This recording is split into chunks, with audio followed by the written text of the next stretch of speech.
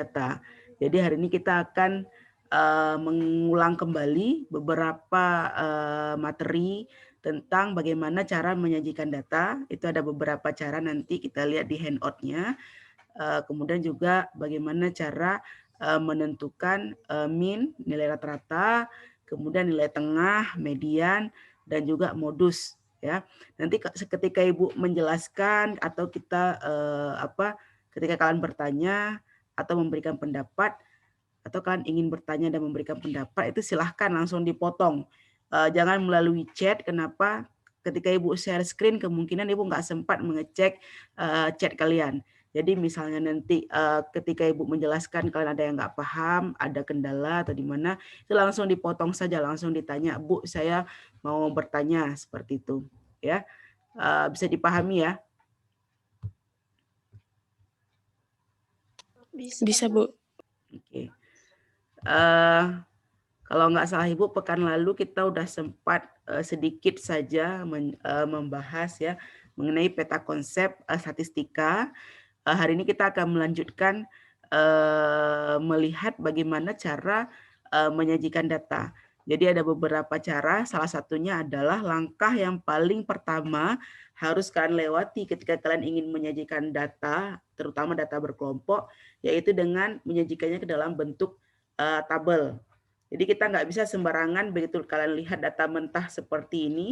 Yang ini misalnya nilai ulangan matematika kalian dari 40 sekian sampai 82 di sini dalam kotak ini. Tiba-tiba kalian ingin menyajikan dalam bentuk diagram atau tabel atau misalnya histogram atau yang lain-lain. Itu nggak bisa sembarangan dari data mentah langsung jadi diagram. Baik itu diagram batang, pie chart, ataupun yang lain-lain. Pasti kita harus mengurutkannya terlebih dahulu. Misalnya kalau untuk data tunggal, kalau untuk data kelompok mungkin kita perlu yang disebut dengan mengelompokkan terlebih dahulu dan seperti itu ya. Sehingga perlu langkah pertama sekali yang perlu kalian lakukan adalah menyajikan data tersebut ke dalam bentuk tabel. Nah, seperti itu.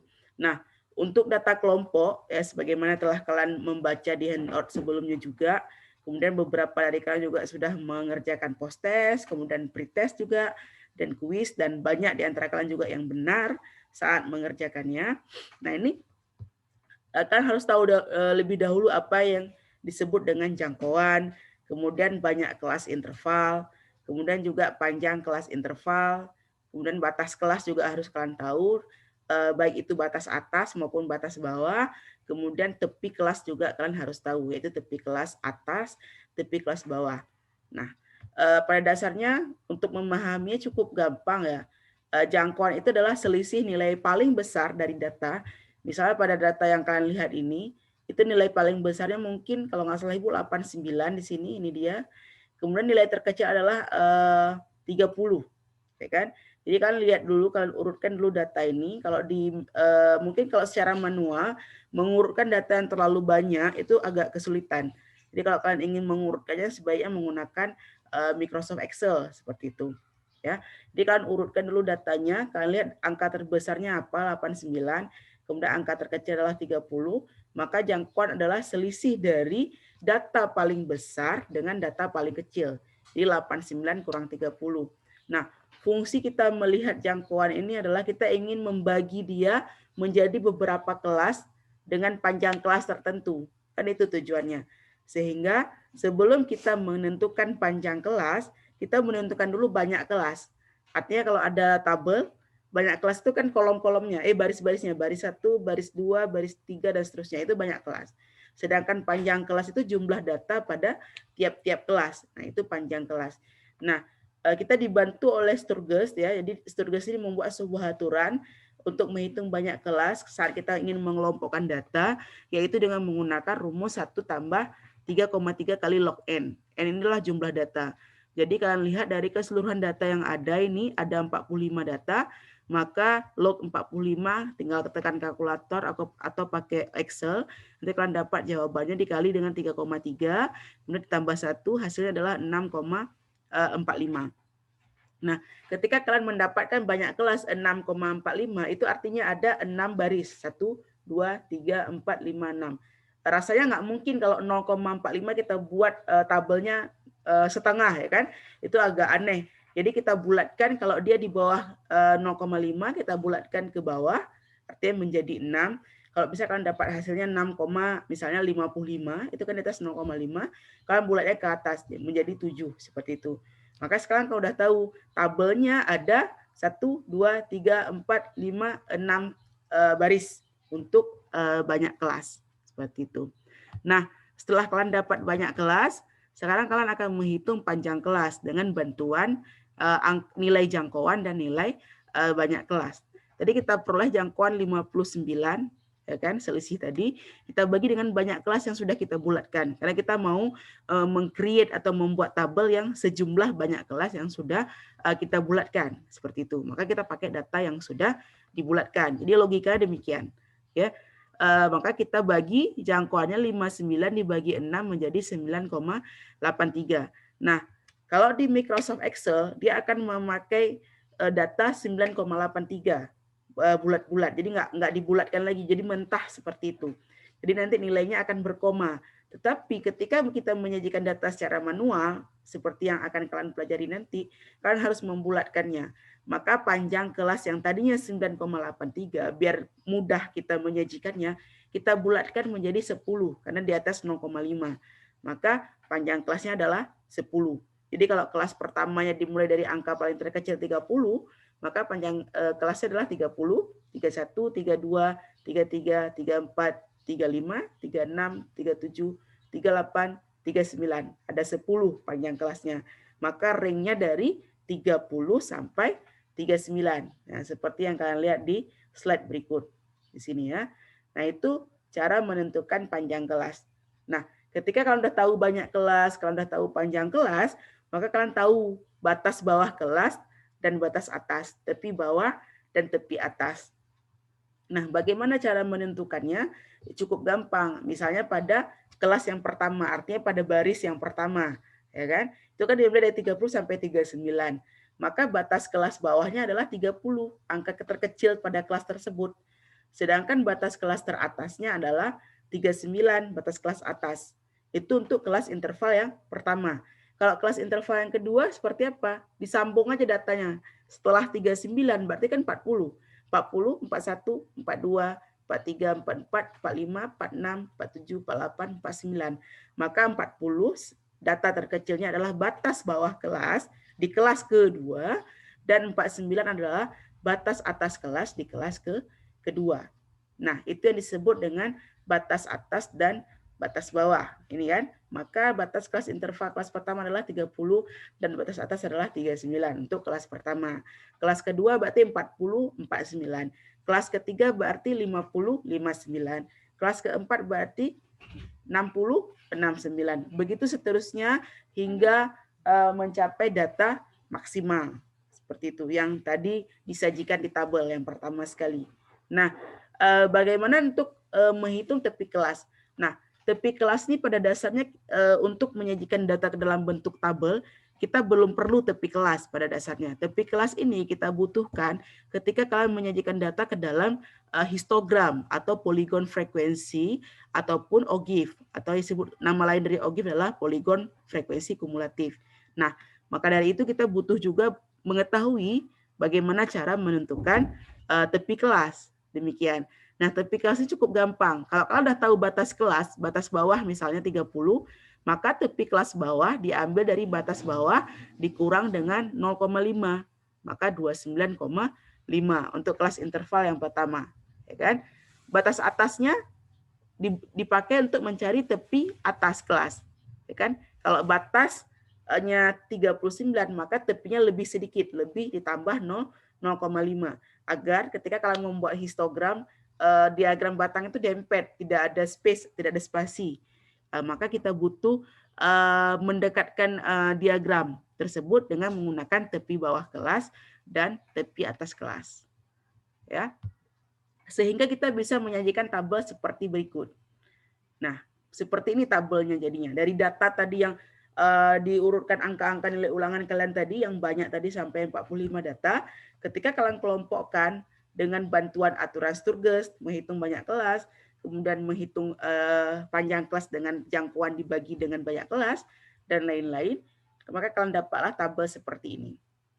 Ya, kira-kira bisa ya menyajikan data dalam bentuk tabel? Ada pertanyaan nggak?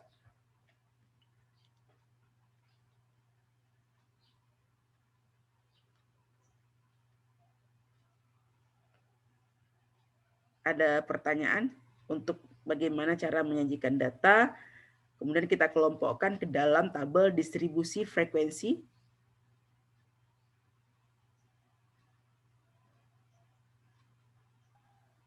Belum, Bu. Nanti mungkin. Oke, belum ya. Belum ada pertanyaan. Jadi lebih kurang demikian. Jadi kalau misalnya kalian lihat di sini ada Ibu buat tanda panahnya kelas pertama, kelas kedua, kelas ketiga, dan seterusnya. Jadi lebih kurang seperti ini.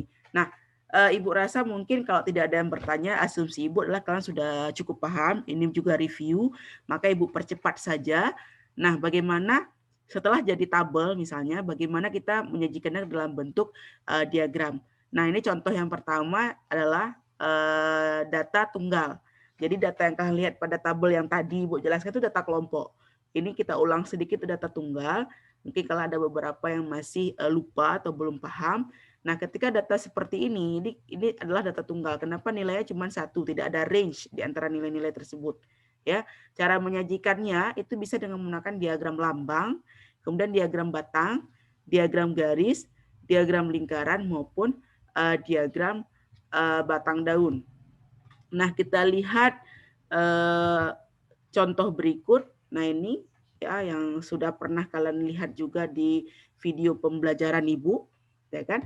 Ketika kalian punya data tunggal seperti ini, kemudian kalian ingin menampilkannya ke dalam diagram batang yang pertama ini, maka kalian cukup memilih data yang mau kalian tampilkan seperti ini. Kemudian kalian pilih insert atau memasukkan diagram. Di sini ada pilihannya, ada diagram batang atau bar chart nama lainnya.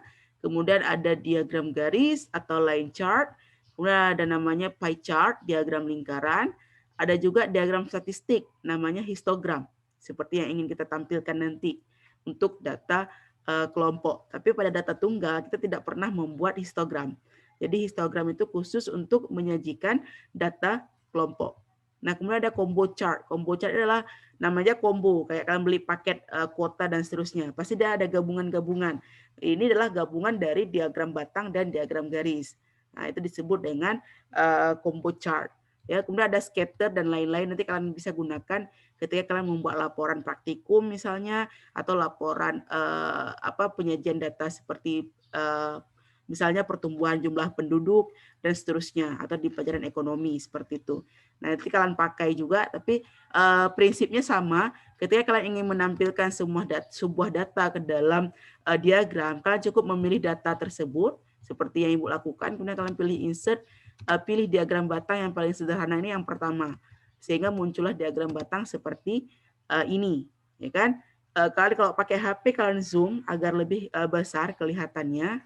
Kalau pakai laptop Ibu rasa nggak ada masalah. Nah, ketika muncul diagram batang seperti ini, kalian bisa memilih sendiri pilihan chart desainnya atau desain daripada diagram. Kalau mau pilih desain seperti apa, yang ada garis-garisnya misalnya, yang ada nilainya di sebelah kanan misalnya, dan lain-lain. Tapi Ibu lebih suka yang ini, kenapa?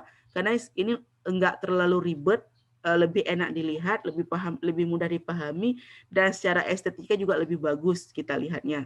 Nah, nanti nilai-nilai 800, 1000, 1000 yang ini, itu bisa kalian munculkan dengan mengklik tanda plus di sudut atas ini, kanan atas. Ya, di sini ada pilihannya. Kalian ingin menambah apa? Misalnya data label. Kalau kalian nggak klik, nggak keluar data labelnya. Kalau kalian klik di sini, kalian checklist, maka keluar data label. Bisa kalian mau menambah judul, kalian pilih chart title. Kalau kalian ingin menambah aksis, judul aksis misalnya yang Ibu buat ini, ada kan judulnya anggaran yang di bawah, kemudian yang di sebelahnya ada biaya, itu munculkan di sini aksis title dan seterusnya. Itu tinggal kalian pelajari saja ketika kalian nanti menggunakan Microsoft Excel. Nah, ini untuk diagram batang. Diagram garis pun demikian. Jadi kalian memilih data yang ingin kalian plot ke dalam bentuk diagram garis, kemudian kalian pilih insert, kemudian juga kalian memilih namanya line chart atau diagram garis. Kalian pilih yang pertama, maka akan muncul seperti ini. Nah, ada beberapa kasus yang Ibu lihat dari pretest, entah post-test Ibu lupa, kalian terbalik ya, membuat plot diagram garis. Artinya di sini nih harga atau anggaran misalnya kayak kemarin tuh nomor sepatu kalau nggak salah. Di sini kalian buat jumlah siswa di bawah sini. Di sebelah vertikalnya adalah nomor sepatu. Itu kurang tepat ya. Sebaiknya buat nomor sepatunya atau variabel berubahnya itu di sumbu X dan variabel tetapnya di sumbu X dan variabel berubahnya seperti jumlah siswa, anggaran dan seterusnya itu pada sumbu Y. Nah, kadang-kadang Excel ketika kita menginsert diagram baik itu garis, batang, lingkaran dan seterusnya, mereka membaca secara otomatis, namanya program, ya kan? Jadi program ini membaca secara otomatis, kalian bisa mengubahnya, yaitu dengan cara menempatkan kursor kalian di diagram tersebut yang ingin kalian ubah, misalnya seperti ini, ya kan? Kemudian kalian tinggal pilih chart design lagi, tapi jangan pilih desainnya, kalian pilih di select data atau memilih data yang baru. Pilih yang ini, yang select data ini. Nah, baru kalian bisa otak-atik di sini. Di sini kalian bisa lihat kalau kalian perbesar, kelihatan namanya horizontal category axis label. Ini artinya bagian sumbu X, horizontal. Kalau vertikal yang sumbu Y. Nah, kan gitu.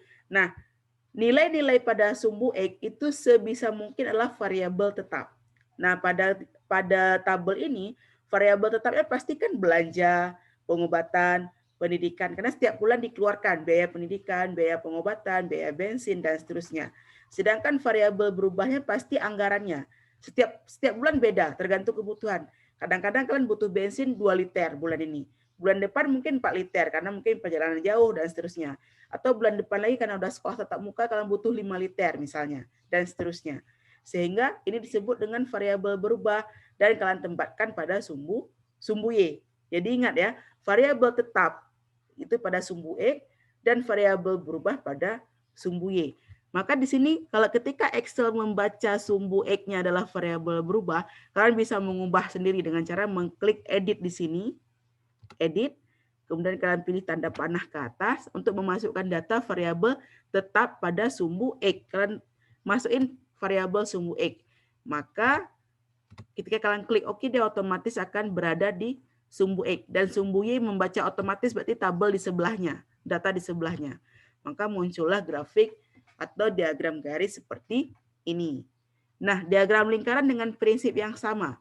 Kalian blok dulu datanya yang ini, kemudian kalian pilih insert, memasukkan diagram lingkaran pie chart. Pilih yang paling sederhana yang pertama ini. Nah, secara otomatis diagram lingkaran akan terbaca secara seperti ini dalam bentuk presentase.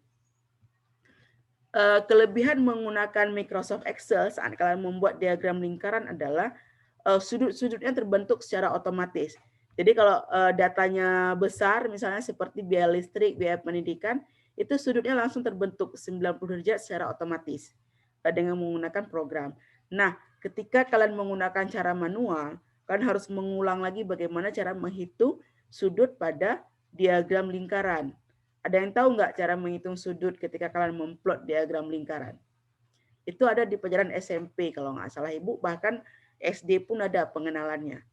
Ya, jadi ketika kalian mau menggambar sebuah lingkaran, menyajikan data, kalian perlu dulu menghitung sudutnya. Kalau nggak tahu berapa besar sudut biaya PDAM, berapa besar sudut biaya bensin, nggak tahu. Kalau dengan persentase kan kita nggak ketebak ya, 10% itu sebesar apa sih?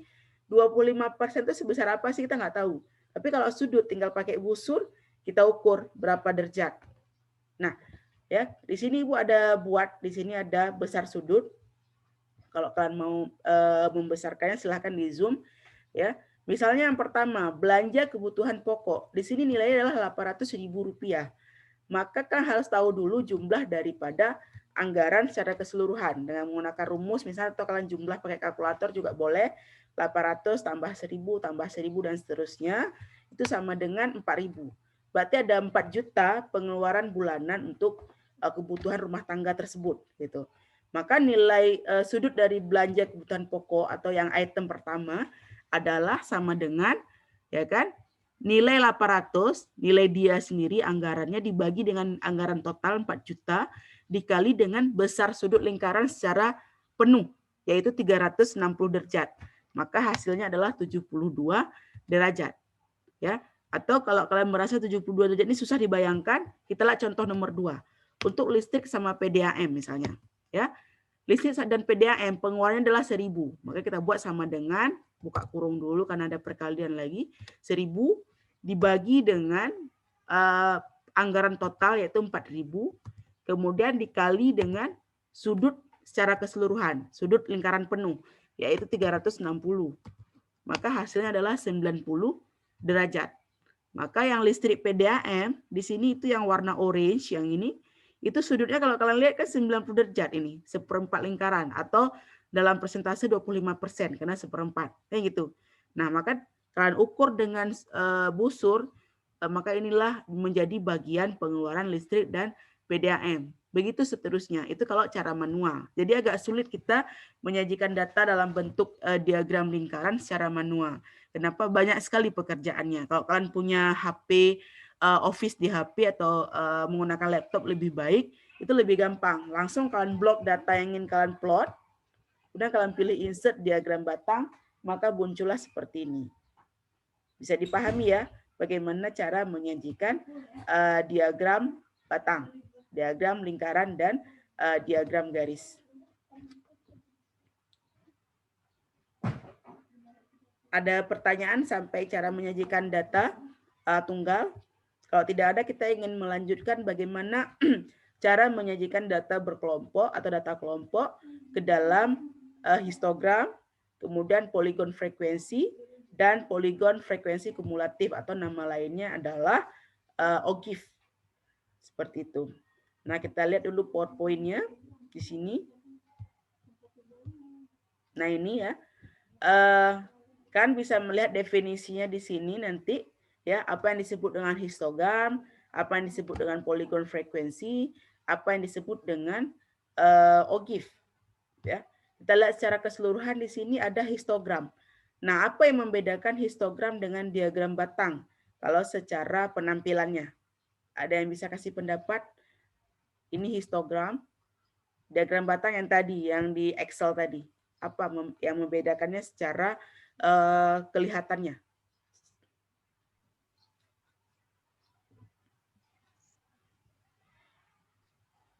Dia yang mau berbicara silakan.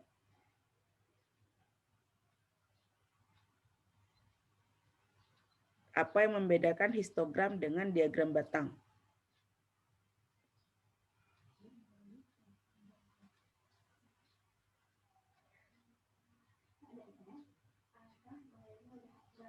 Ada yang ingin menjawab? Ini ibu-ibu aja yang ngomong, berarti kelas ibu sendiri nih yang ada di kelasnya ya. Nggak tahu, Bu. Polos sekali darah kamu. Iya. Secara keseluruhan kalau kalian ingin melihat, ini diagram batang ya. Ini diagram batang. Ada space di antara batang-batangnya, ada jarak. Kalau histogram, nggak ada jarak di antara batang-batang histogram. Ya. Jadi itu kalau perbedaan secara umum. Nah, secara khususnya untuk diagram batang kita biasanya memplot data tunggal. Ya. Sedangkan pada histogram kita memplot data kelompok. Maka di sini kalian bisa lihat angka 29,5 sampai 39,5, 39,5 sampai 49,5.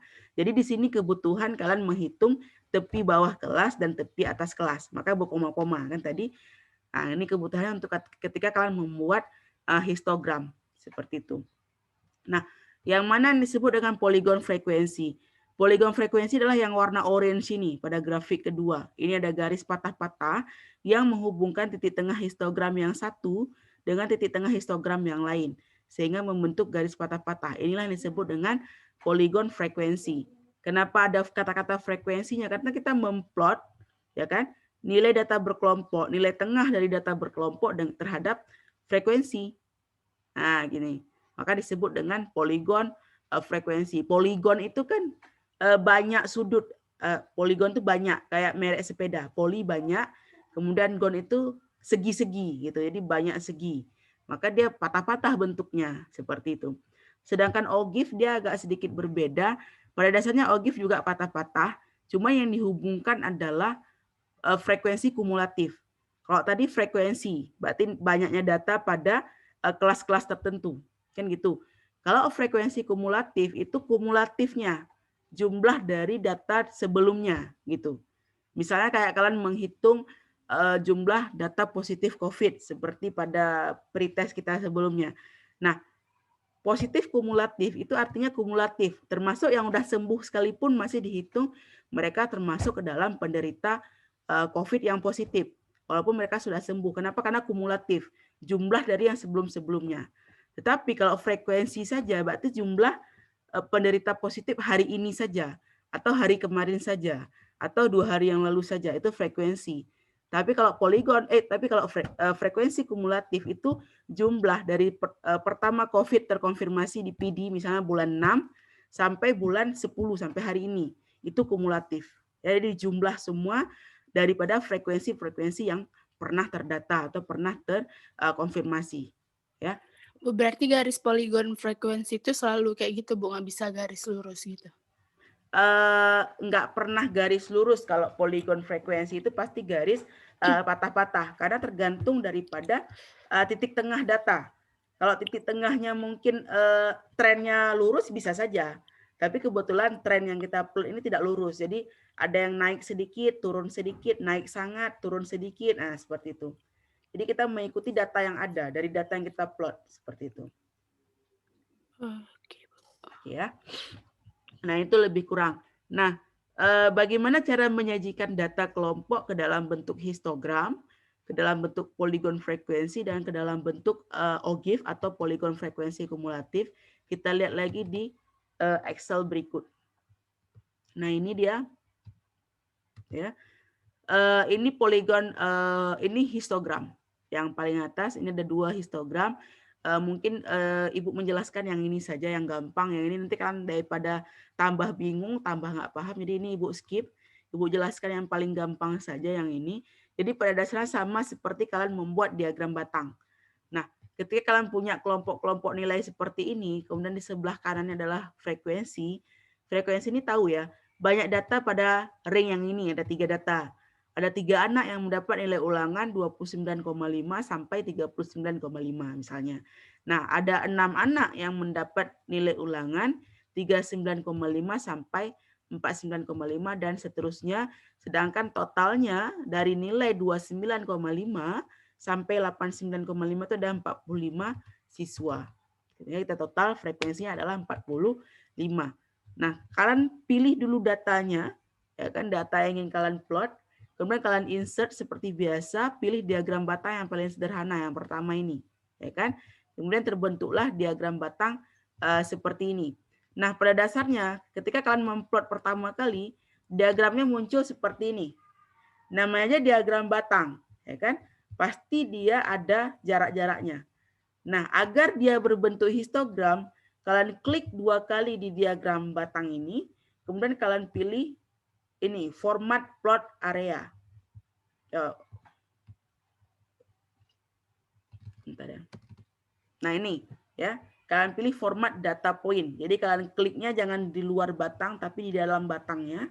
Klik 2 kali, dapatnya format data point. Ada 3 pilihan di sini. Kalian pilih yang ketiga yang seperti diagram batang ini, pilih series option. Nah, di sini ada nama gap width. Itu artinya besaran gap atau jarak atau space antara batang yang satu dengan batang yang lain. Nah, ini kalian dekatkan, misalnya 0% atau sekitar 1-2%. Tujuannya biar kelihatan menarik lah secara estetika. Jadi ada space-nya sedikit sekitar 1%. Nah, terbentuklah histogram seperti ini. Nah, bisa saja ketika kalian menampilkan pertama sekali data yang di atas ini, nilai tengah ini nggak muncul, nilai frekuensi. Kalian bisa tambah, seperti tadi tambah, namanya data labels. Kalian klik data labels, maka akan muncul nilai frekuensinya di atas diagram. Jadi kita gampang membaca histogramnya. Oh, yang di histogram pertama frekuensinya 3, histogram kedua frekuensinya 6, histogram ketiga frekuensinya 8, dan seterusnya. Nah, itu cara menampilkan histogram. Ya. Ada juga cara kedua, itu dengan data mentah. Itu kita pakai yang disebut dengan insert histogram yang ini. Ya, Ibu nggak jelaskan di sini. Nanti kalau kalian kepingin tahu lebih lanjut, silahkan japri saja Ibu. Ibu akan jelaskan untuk orang-orang yang penasaran saja. Daripada nanti semuanya pusing, jadi Ibu nggak mau membuat satu kelas pusing semua, ya. Nah itu. Nah, bagaimana dengan histogram lengkap dengan poligon frekuensi? Yang ini, yang kedua ini, sama saja. Jadi kita tinggal menambah data series seperti itu. Kalau tadi kan cuma ada satu diagram batang. Kalau ini kita tambah satu lagi dengan memplot data dua-dua, yaitu data diagram batang, data untuk frekuensi yang histogram, dan frekuensi yang poligon. Ya, waktu kalian mengerjakan tugas, ingat Ibu, beberapa dari kalian ada yang membuat tabel seperti yang Ibu jelaskan di video pembelajaran. Jadi frekuensinya ada 2. Nah, ketika kalian menyajikannya secara manual dengan menggunakan buku catatan, kemudian kalian menggambar manual, itu nggak perlu tabelnya 2, cukup 1 tabel frekuensi. Kenapa pada Excel Ibu tampilkan dua frekuensi padahal nilainya sama? Itu untuk menampilkan data yang kedua, yaitu data poligon di grafik yang sama, di diagram yang sama. Maka Ibu butuh namanya secondary axis atau sumbu Y yang kedua. Nah, seperti itu. Nah, ini kalau kalian pilih format atau select data, datanya itu ada 2 series, kelihatan di sini. Ya kan? Ketika kalian pilih select data, kalian taruh kursor kalian di data, pilih chart design, di sini ada pilihan select data. Di sini kelihatan ada 2 series. Series yang pertama adalah series untuk histogram. Yang pertama ini, frekuensi yang ini. Sedangkan series yang kedua adalah series untuk poligon. Jadi kita pakai frekuensi yang sama, tetapi yang kedua. Ya, sehingga secara otomatis ya dia akan muncul, Excel akan memunculkan yang seperti ini. Kalau kalian nggak mau pusing, nggak mau capek mempelajari Excel, kalian bisa plot secara manual.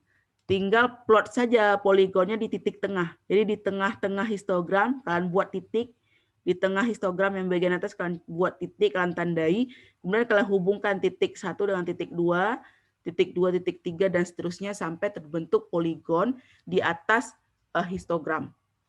Nah, kenapa Ibu memperkenalkan ini? Karena ada kemungkinan ketika kalian kuliah nanti dan bekerja kalian menggunakan aplikasi. Nggak mungkin lagi kalian menggunakan cara manual dengan menggambar menggunakan tangan, itu nggak mungkin.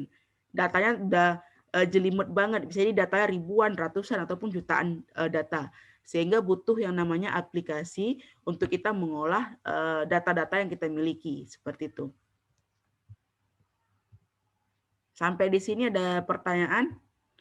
Kalau nggak ada, berarti Ibu mengasumsikan kalian tidak ada pertanyaan dan sudah paham, seperti itu ya. Bentar Bu, tadi kan Ibu bilang Ibu jelasin ini karena untuk kerja nanti, berarti ini nggak masuk ujian Bu?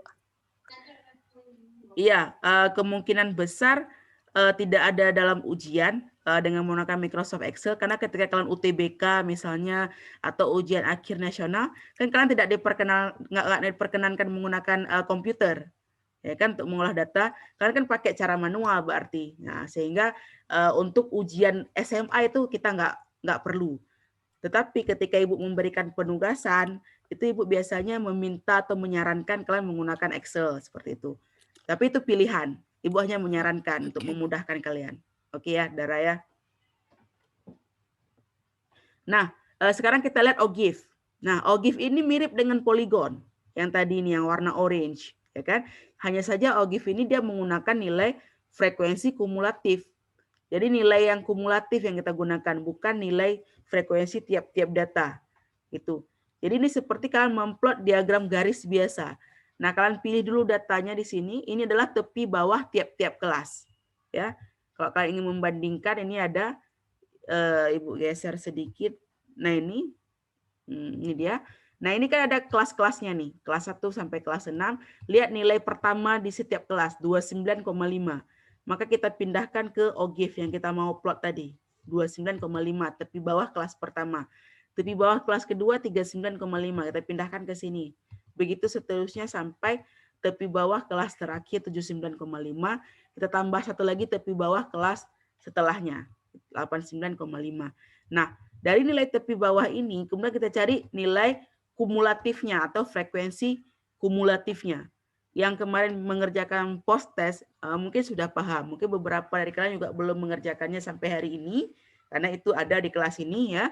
Nah, cara mengerjakan atau menghitung nilai kumulatif itu cukup gampang sebenarnya. Ibu besarkan sedikit. Nah, ini dia. Nah, misalnya yang pertama, nilai kumulatif yang pertama. Lari. Ini ya. Nah, ini nilai kumulatif kurang dari. Jadi untuk membuat plot positif, plot yang menanjak atau plot OGIF yang menanjak itu disebut dengan OGIF positif. Itu kita pakai nilai kumulatif kurang dari. Jadi dia terbalik ya. Untuk plot OGIF yang negatif yang menurun itu kita menggunakan nilai kumulatif lebih dari. Nah, untuk yang pertama, nilai kumulatif kurang dari. Artinya kalian melihat di data yang pertama, data yang ini, yang pertama sekali, nilai yang kurang dari 29,5. Ada nggak siswa yang mendapat nilai kurang dari 29,5? Nggak ada. Kenapa? Karena nilai siswa yang paling rendah 30 tadi. Ya kan? Maka buat di sini 0. Nggak ada siswa yang mendapat nilai di bawah 29,5. Karena nilai siswa paling rendah adalah 30. Itu nilai frekuensi kumulatif. Nah, bagaimana dengan nilai kedua? 39,5. Perhatikan, ini kumulatif apa? Kumulatif kurang dari atau lebih dari? Rupanya ini kumulatif kurang dari. Seperti ini tandanya. Kayak K, kecil kan, kurang dari. Nah, adakah jumlah siswa ataupun adakah siswa atau ada berapa banyak siswa yang nilainya di bawah atau kurang dari 39,5? Artinya, yang kurang dari 39,5 berarti nilai di atas ini, yang ini. Yang 29,5 sampai 39,5. Maka nilainya adalah 3. Ada 3 orang nih yang mendapat nilai kurang dari 39,5. Begitu seterusnya sampai terakhir. Ada berapa orang siswa yang mendapat nilai kurang dari 89,5. Maka semua siswa, kenapa? Karena nilai yang paling tinggi adalah 89 tadi di tabel. Maka ada 45 siswa yang mendapat nilai kurang dari 89,5. Nah, dari nilai yang kita dapat tersebut, tinggal kita plot diagram garis biasa. Kalian pilih datanya, yang ini, pilih insert, pilih diagram garis, yang kedua ini, yang biasa. Otomatis dia akan muncul OGIF positif seperti ini. Jadi OGIF-nya ini adalah diagram garis pada dasarnya. Cuman yang kita plot adalah nilai tepi bawah pada sumbu X, dan pada sumbu Y-nya adalah nilai frekuensi kumulatif kurang dari. Dengan cara yang sama, untuk OGIF negatif, kita memplot nilai frekuensi kumulatif besar dari. Berarti kalian lihat, ada berapa jumlah siswa yang nilainya lebih dari 29,5. Semua siswa, kenapa? Nilai paling sedikit kan 30. Maka yang lebih dari 29,5 adalah semua siswa. Maka nilainya adalah 45. Begitu seterusnya, sehingga dari data OGIF negatif, kalian bisa memplot bentuknya seperti ini. Jadi bentuknya nurun dia kalau negatif. Dapat dari plot nilai tepi bawah kelas, tiap-tiap kelas dengan nilai kumulatif lebih dari tiap-tiap kelas. Seperti itu.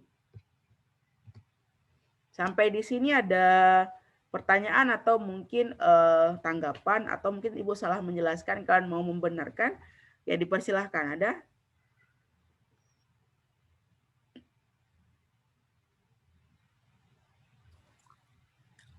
Nggak ada, Bu. Dara nggak selesai makan kamu ya, dari tadi Ibu masuk makan, udah jam 9:30 Mana masih ada, Bu. makan. Ini baru saya makan. Kayaknya sampai habis pelajaran Ibu masih makan nih. Jam 10. Ya, oke, good Dara. Yang lain mungkin Radi, Dian, Saripah, Iza, Sunardi, Sifaun, Nofri, Sibral. Tapi nanti kadang, Bu, ini udah nanti kadang ini kita udah ngerti pas Ibu kasih latihan, nanti beda lagi kayak gitu. Ya, latihannya Susah latihannya udah ada Dara, tinggal kamu cari. Nah, di situ ada latihannya. Iya, tapi nanti pas latihan beda lagi, Bu. Maksudnya nggak kayak yang tadi, nggak kayak Ibu contohin tadi. Oh, enggak. Biasanya di pelajaran Ibu itu sama, latihan sama contoh sama. Kecuali nanti ketika kalian membahas soal UTBK, itu ada kemungkinan berbeda. Sehingga nanti kita fokusnya di semester 2 itu memang soal-soal yang terintegrasi. Bisa jadi itu campuran dari histogram dengan poligon, kemudian poligon dengan data bisa jadi nanti ada peluang dengan statistik, itu tergabung dia kalau di soal-soal UTBK. Tetapi kalau soal per KD atau per materi yang Ibu jelaskan setiap minggu tuh biasanya sama. Contoh dengan latihannya sama. Post testnya juga sama.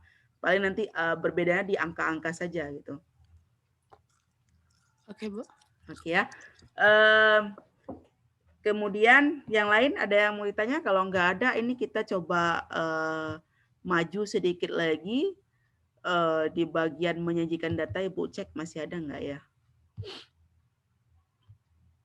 Ini ada post test ya. Yang belum buat post test mungkin bisa diperhatikan. Jadi nanti kalau bisa langsung ditanya, kalau nggak ada kalau misalkan kalian belum paham, yang sudah menyelesaikannya terima kasih ya. Kemarin sudah masuk ke nilai UTS-nya masing-masing. Nah, yang belum ini tetap harus mengerjakannya.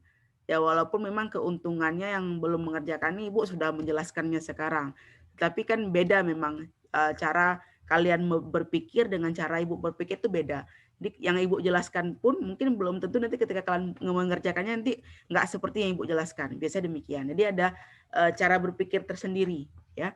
Nah, ini ada post test ya, yang pertama sekali ketika kita masuk penyajian data, itu Ibu yang pertama memintakan pada soal nomor pertama atau masalah nomor pertama adalah membuat data-data berikut atau menyajikan data berikut dalam tabel.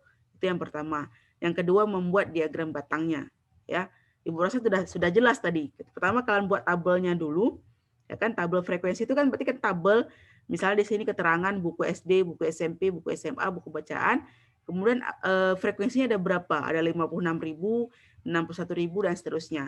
Ya, kemudian buat diagramnya, batangnya. Tinggal kalian pilih datanya, kemudian kalian pilih insert, kemudian pilih diagram batang. Maka muncul diagram batangnya. Nah, kita lihat saja di sini. Nah, yang ini dia. Bukan yang ini. Ini dia. Ya. Ini. Nah, jadi kalian tinggal menyajikan tabel ini, menyajikan data ini dalam bentuk tabel yang ini. Jadi frekuensinya yang ini, kemudian ini jenis bukunya. Nah, ketika kalian menampilkan diagram batang, kan tadi udah tahu caranya ya, insert, kemudian pilih diagram batang atau bar chart, dia akan muncul otomatis seperti ini. Jadi variabel tetapnya ada di sumbu X. Jadi variabel tetapnya ada buku SD, buku SMP, buku SMA, buku bacaan. Variabel berubahnya daripada sumbu Y. Kalau kalian ingin menampilkan sumbu Y, boleh kalian pilih yang lain, misalnya seperti ini. Ini kelihatan sumbu Y-nya, ya. Jadi frekuensinya ada pada variabel berubah, karena kan mungkin setiap bulan beda jumlah bukunya. Nah, maka dia disebut dengan variabel berubah. Nah, Ibu menggunakan grafik yang ini, kenapa? Karena Ibu munculkan data labels-nya. Jadi kalian bisa lihat juga ada berapa buku SD, ada berapa jumlah buku SMP, dan seterusnya. Nah, itu yang pertama. Sedangkan yang pertama Ibu rasa nggak ada masalah ketika kalian mengerjakan, rata-rata benar semua jawabannya. Nah, yang kedua ini yang banyak terjadi kesilapan. Kenapa? Kalian menghitung banyak kelas dengan dua cara. Nah, itu. Jadi ketika kalian mengerjakan post test yang kedua, ada yang menjawab banyak kelasnya 5, Bu. Oh, 6 kalau nggak salah. Kalian hitung dengan aturan Sturges yang tadi Ibu jelaskan di awal. Ada yang menjawab 2. Dari tabel memang kelihatan banyak kelasnya ada 2. Kenapa? Karena ada 2 baris kan. Baris pertama kelas pertama, yang ini kelas pertama. Kemudian baris kedua adalah kelas kedua. Maka banyak kelasnya adalah 2 kan gitu. Tetapi kalian tidak perlu lagi menggunakan aturan Sturges ketika kalian sudah punya tabelnya. Kapan kita pakai aturan Sturges yang 1 tambah 3,3 log N itu ketika kalian ingin membuat tabel. Nah, jadi pahami dulu logikanya, ya. Aturan Sturges itu kalian butuhkan ketika kalian disajikan data mentah dan tidak ada kriteria tertentu, kalian harus menyajikan tabel. Nah, sedangkan soal nomor 2, perhatikan baik-baik, sajikan data di atas pada tabel frekuensi dengan interval kelas, udah ditentukan panjang kelasnya adalah 5. Artinya sudah ditentukan panjang kelasnya 5, dimulai dari 25 dalam soal. Sehingga kalian nggak perlu lagi mencari panjang kelas, sudah ditentukan tadi 5, nggak perlu lagi mencari yang lain-lain, jangkauan dan seterusnya. Kenapa? Sudah ada nilai batas bawahnya di kelas pertama ada 25. Nah, ketika kalian sudah ditentukan nilainya 25 dengan panjang kelas 5, tinggal kalian hitung aja 25, 26, 27, 28, 29. Maka pada kelas pertama ring datanya adalah 25 sampai 29. Kemudian kalian cek lagi di data yang tersedia, ini data yang tersedia. Adakah nilai di atas 29? Ada 30, ada 31, 33 dan seterusnya. Sehingga kalian perlu menambah 1 kelas lagi. Dimulai dari angka setelah 29, kan gitu. Maka 30, 31, 32, 33, 34. Karena tadi panjang kelasnya 5. Maka nilai di kelas kedua adalah 30 sampai 34. Nah, setelah angka 34, adakah lagi angka di atas 34 pada data yang disediakan? Tidak ada. Karena data paling tinggi adalah 33. Maka kita berhenti di baris kedua. Sehingga kalian langsung tahu ketika ditanya, kemudian tentukan banyak kelas untuk data tersebut. Kalian tahu banyak kelasnya adalah 1, 2. Nggak perlu lagi pakai aturan Sturge sama dengan 1 tambah 3,3 log N. Nggak perlu lagi.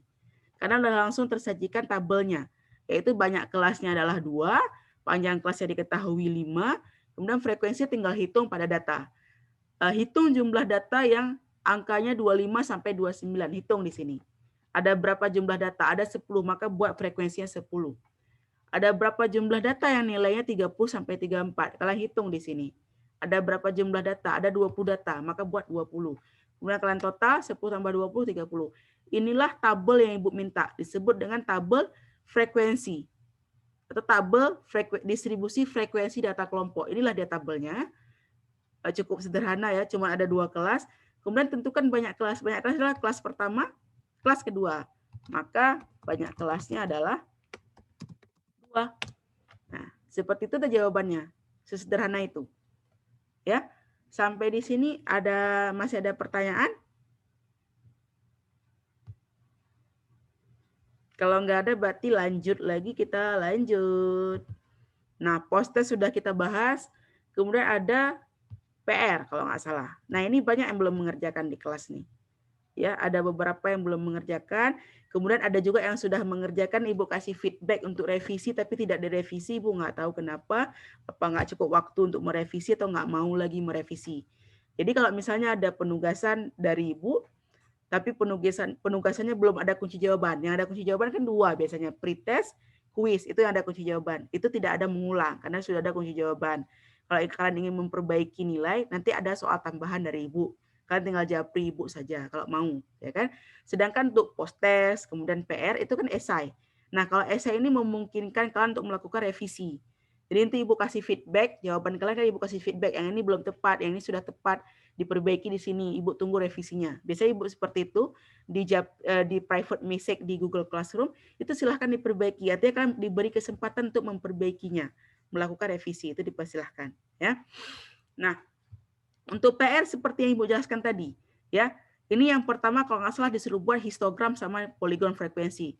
Tinggal kalian cari aja tepi bawahnya berapa, tepi atas berapa, kemudian kalian plot nilai tepi bawah, tepi atas di bagian sumbu X, kemudian nilai frekuensi di sumbu Y, dapatlah histogram.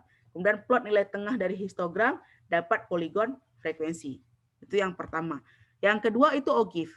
OGIF ada 2, ada OGIF yang naik, OGIF positif, dan ada OGIF yang turun, OGIF negatif, ya. Maka kalian perlu melakukan yang pertama menghitung nilai frekuensi kumulatif. Jadi dengan menggunakan nilai tepi bawah kelas, ya. Kita lihat di sini, ini dia. Nah ini ya. Mungkin kalau histogram Ibu nggak perlu bahas, cukup gampang. Tinggal kalian plot saja nilai sumbu X-nya, nilai yang pertama ini dengan mencari tepi bawah. Ya, atau tanpa tepi bawah pun dia bisa otomatis juga. Kemudian tinggal plot nilai frekuensinya di pada sumbu Y. Nah, sedangkan untuk OGIF kalian perlu melakukan atau perlu menentukan terlebih dahulu nilai frekuensi kumulatif kurang dari untuk OGIF positif yang naik ini, dan nilai frekuensi kumulatif lebih dari untuk OGIF negatif yang turun. Ya, cara menghitungnya seperti tadi. Misal nilainya 21, maka tepi bawahnya adalah 21 kurang 0,5 dari batas bawah dan diambil, maka 20,5. Kemudian di kelas kedua batas bawahnya kan 31 dikurang 0,5 maka menjadi 30,5, begitu seterusnya. Kita tambah satu lagi kolomnya di sini, dimulai dari 91 ya kan sampai seterusnya kan gitu, sampai dan seterusnya misalnya. Nah, tepi bawah batas bawah kan 91, maka menjadi 90,5, kita kurang 0,5. Maka kita udah tahu nilai tepi bawahnya itu nanti fungsinya sebagai sumbu X pada OGIF, ya. Sedangkan sumbu Y adalah frekuensi kumulatif. Nah, seperti tadi kalau kurang dari, maka kalian lihat ada nggak nilai yang kurang dari 20,5? Artinya di atas 21, di bawah 21 nggak ada, 0. Maka buat 0. ada nggak nilai yang di bawah 30,5? Artinya di bawah 31. Ya kan di sini masuk 30 nih 1, maka tulis 1 di sini. Begitu seterusnya. Yang ini pun demikian. Sehingga ketika kalian plot dengan diagram garis, muncullah ogif-ogif seperti ini. Jadi cukup sederhana sebenarnya ya untuk menyajikan data ke dalam tabel, kemudian ke dalam diagram batang, diagram garis, diagram lingkaran, histogram, poligon, frekuensi, dan ogif. Baik itu ogif positif maupun ogif negatif. Ya, sampai di sini kita masih ada waktu 15 menit ya. Ibu buka sesi tanya jawab. Kalau ada yang bertanya silahkan.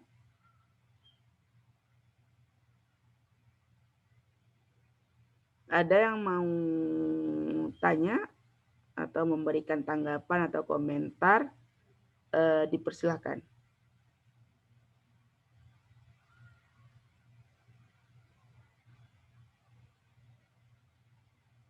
Novel HP-nya rusak ya tadi.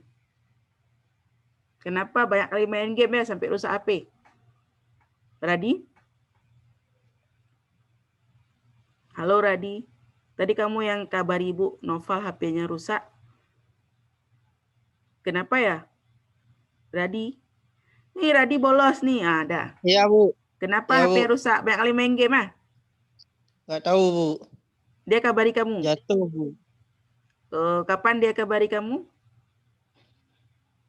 Jumat kalau nggak salah, Bu. Jumat. Oke. Yang ada pertanyaan Radi? Ya Radi?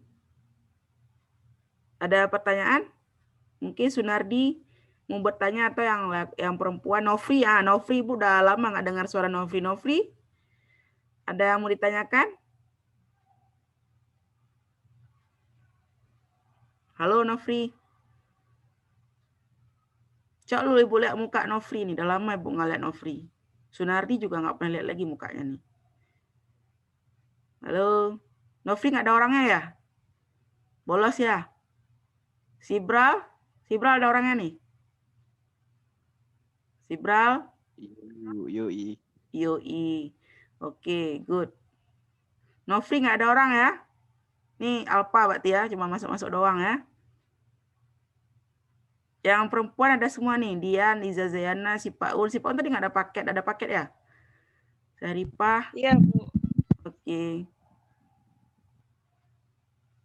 Oke ya. Kalau nggak ada yang ngomong berarti Ibu anggap nggak ada yang bertanya. Seperti itu. Nah, ini ada waktu sekitar 12 menit lagi untuk mempercepat saja.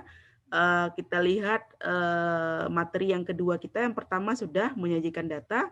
Ini yang kedua adalah kita mereview sedikit bagaimana cara memusatkan data. Ya, ini ada 3 istilah yang harus kalian pahami di sini. Yang pertama adalah mean atau ukuran atau nilai rata-rata. Ya, ketika kalian dapat nilai misalnya kalian ikut tugas Ibu, kalian mengumpulkan tugas, pretest, post-test misalnya, itu kan Ibu kumpulin semua nilai kalian tuh, 70, 80, 90, 100 misalnya. Ibu jumlah semua nilai kalian, 70 tambah 80 tambah 90 tambah 100. Kalau ada 4 kali tugas, berarti Ibu jumlah semua keempat tugasnya Ibu bagi 4 dan ada 4 kali tugas. Itulah yang disebut dengan nilai rata-rata atau mean atau rataan hitung. Nah, gitu. Ini misalnya nih dalam pelajaran matematika wajib, Ibu pernah memberikan pretest, post-test, kemudian ada kuis, kemudian ada PR, ya kan? Nah, itu semua Ibu kumpulkan, kalian dapat nilainya misal bervariasi dari nilai yang 0 pernah kalian dapat sampai 100. Nah, di antara semua nilai itu, katakanlah misalnya Darapona, dia paling banyak dapat nilai 70. Sampai dari 10 tugas ada 5 kali dia mendapat nilai 70. Nah, itu adalah nilai modus 70. Karena nilai yang paling sering Darapona dapat. Nah, itu modus ya. Sedangkan median adalah nilai tengahnya. Untuk menghitung nilai tengah itu perlu satu pekerjaan lagi, yaitu mengurutkan data terlebih dahulu. Jadi kalau urutkan dulu data dari data paling terkecil sampai data paling terbesar, ini dari nilai 0, nilai 20, kemudian nilai 50, 70, 90, 100, itu kalian urutkan, kemudian ambil titik tengahnya. Itu yang disebut dengan median atau nilai tengah. Ya, mungkin kelihatan sangat gampang untuk data tunggal. Misalnya kayak data yang seperti yang Ibu tampilkan ini kan data tunggal. Ya, sangat gampang kita menentukan min-nya. Kalian jumlahin semua data ini, kalian bagi dengan jumlah data. Ada berapa jumlah data nih? 12, 1, 2, 3, dan seterusnya. Ya kan? Itu min-nya. Modus pun demikian. Lihat angka yang paling sering muncul. Angka berapa di sini yang paling sering muncul? Angka apa? Coba lihat Angka angkanya. 3, Bu. Angka 3. Maka modusnya 3, karena angka yang paling sering muncul angka 3. Nah, median ini pekerjaan tambahan untuk median. Kalian urutkan dulu dari angka 1, kemudian angka 3, 4, dan seterusnya. Nilai tengahnya itu adalah median. Jadi untuk data kelompok, Ibu rasa nggak terlalu sulit. Untuk data tunggal, yang sulitnya ada di data berkelompok. Nah, ini dia. Ya, ini data tunggal. Ibu besarkan biar kelihatan. Nah, ini yang soal tadi. Ini ada data tunggal, ya kan? Kalau untuk median kalian tinggal urutkan aja, ya kan? Urutkan misalnya nilainya 1 ada berapa kali muncul? 1, 2, kemudian nilai 3 ada 4 kali, kemudian ada nilai 4 1 kali, kemudian ada 5 1 kali, kalau nggak salah, kemudian 6 1 kali, kemudian 8 2 kali, kemudian 9, ya kan? Nah, ini untuk menghitung median, kalau urutkan dulu nilai seperti ini, karena ada 12 data, maka kalian bagi 6. 6 ke kiri, 6 datanya ke kanan. Nah, tengah-tengahnya kan ada di sini, antara 3 dan 4 ini.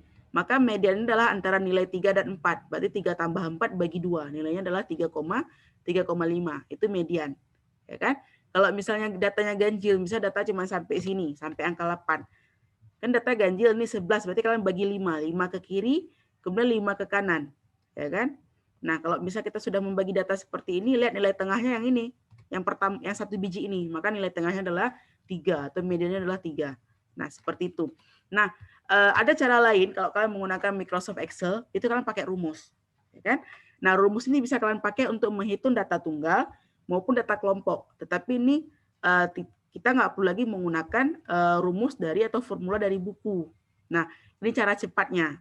Tetapi kan ketika kalian menjawab soal UTBK, kalian menjawab soal UN, kalian menjawab soal masuk perguruan tinggi, itu kan tidak diperkenankan menggunakan laptop, ya kan? Nggak diperkenankan menggunakan HP dan seterusnya. Sehingga kalian perlu tahu formula yang akan Ibu ajarkan nanti. Nah, seperti itu yang telah kalian pelajari sebelumnya.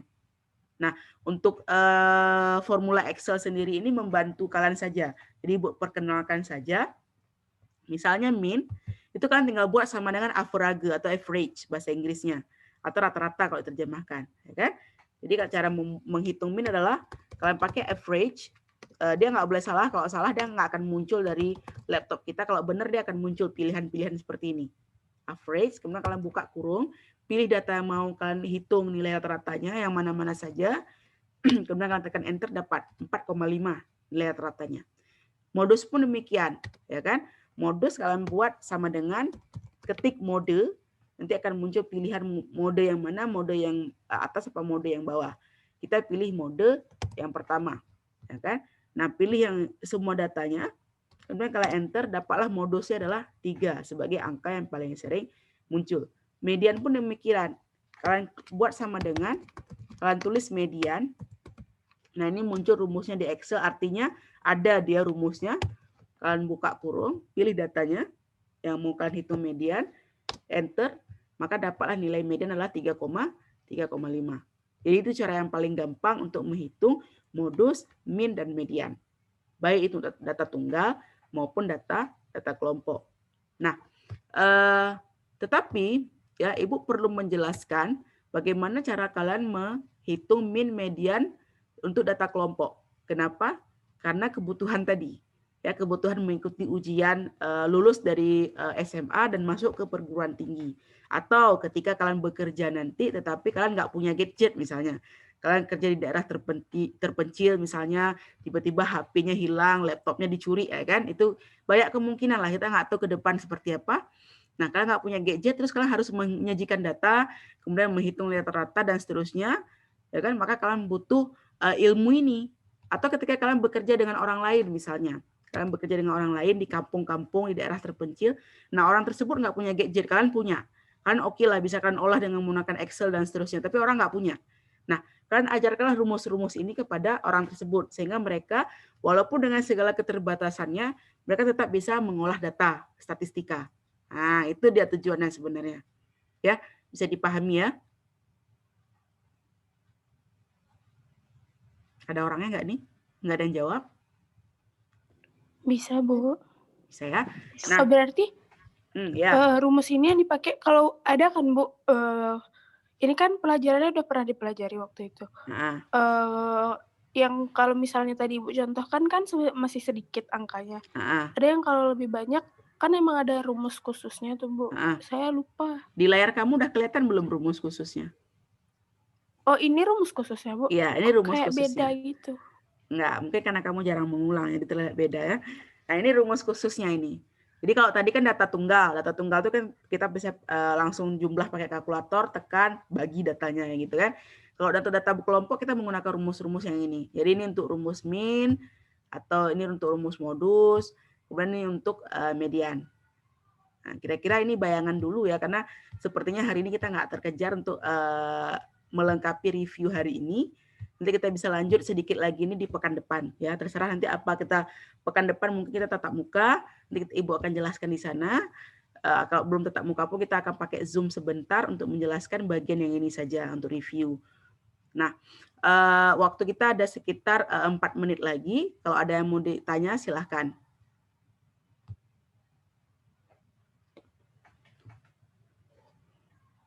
Nanti untuk pemusatan data kita lanjut nanti pekan depan ya, baik itu tatap muka ataupun daring.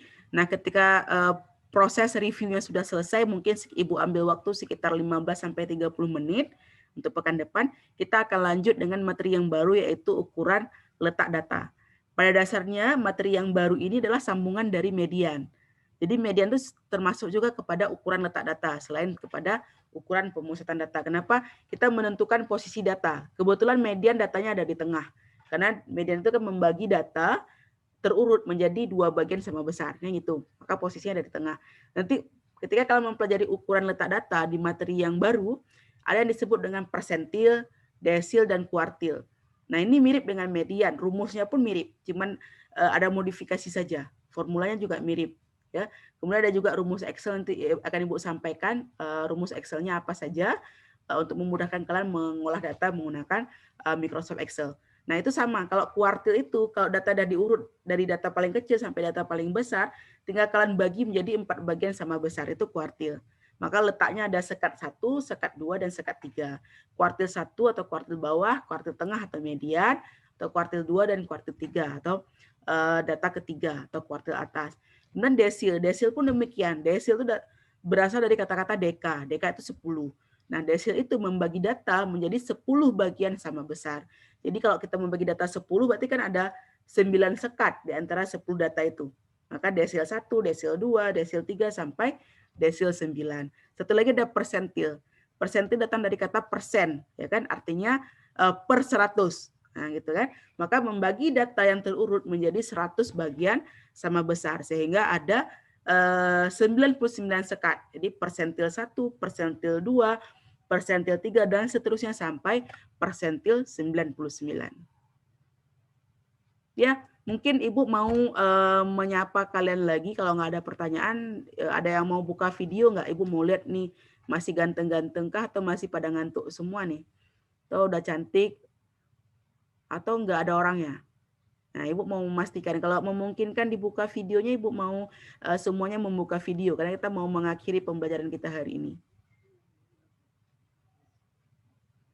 Ayo, Dara, Radi, kayaknya yang laki-laki nggak terbatas ya. Silakan yang laki-laki semua membuka videonya karena nggak perlu pakai kerudung dulu dan seterusnya.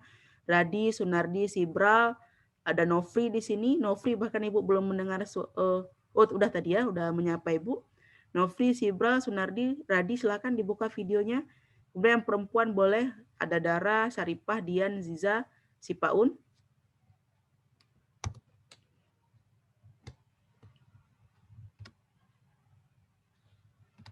Halo, masih ada orangnya enggak? Ada, Bu. Kenapa nih pada nggak ada yang buka video hari ini? Atau di tempat tidur ya? Semuanya masih? Belum mandi? Enggak, Bu. Udah duduk. Jadi kenapa malu banyak jerawat? Apa nih? Sejak nggak masuk sekolah jerawatnya udah bersemi-bersemi semua mungkin ya. Udah hilang lah Bu, jangan bersemi. Harusnya kan nggak masuk sekolah, nggak kena matahari ya kan, nggak terpapar sinar ultraviolet dan seterusnya, harusnya lebih cantik, lebih bagus ya kan. Kemudian perawatan diri lebih punya waktu lah untuk perawatan dan seterusnya. Biasanya kan yang perempuan gitu. Ya, Dara udah kelihatan atapnya, tinggal orangnya belum kelihatan nih. Kalian yang lain masa kawan-kawannya masa nggak kangen sama Dara. Sekian lama dia nggak masuk kelas, nggak masuk sekolah. Bisa kalian kangen lah, kayak mana dulu nih? Yang lain masih ada orangnya nggak nih? Atau udah break semua kan udah jam 10? Masih? Ya ada, Bu. Masih ada ya? Pak Un, mana mukanya Pak Un? Iya, orang kangen nih, kayak mana dulu? Minggu depan kita oke lah tatap muka, kita jumpa. Si Dara Pona masih di Padang, nggak jumpa juga kita. Dara Pona kapan balik ke Aceh, Dara? Nggak tahu Bu, belum pasti. Soalnya kan kalau misalnya naik pesawat harus swab test dulu Bu. Oh iya. Sekarang kan lagi takut-takut dah swab test, nanti ternyata positif kan seram kali. Bagusan nggak usah tes ya kan, daripada tahu positif. Iya Bu. Oke lah Dara dan yang lainnya, karena waktu kita pun sudah habis, ini kalian pun harus beristirahat. Kemudian kalian lanjut dengan pelajaran geografi bersama Pak Ramadan. Ibu akhiri kelas kita hari ini. Terima kasih semuanya setidaknya sudah hadir walaupun tidak merespon ya, Ibu anggap semuanya sudah hadir. Ini salah satu niat baik kalian untuk berubah ke depan. Yang tugas-tugas yang belum selesai, PR-PR sebelumnya silahkan dicicil ya. Kalau nggak dicicil nggak selesai-selesai, jadi dicicil. Nanti kalau ada kendala di tengah-tengah langsung tanya ke Ibu aja, langsung japri Ibu. Ibu tersedia, ada waktu kalau Ibu membalas langsung japri kalian kalau kalian menjapri Ibu untuk bertanya. Oke, terima kasih untuk hari ini Ibu akhiri. Assalamualaikum warahmatullahi wabarakatuh. Waalaikumsalam warahmatullahi wabarakatuh. Waalaikumsalam Oke, warahmatullahi wabarakatuh. Ibu akhiri ya semuanya.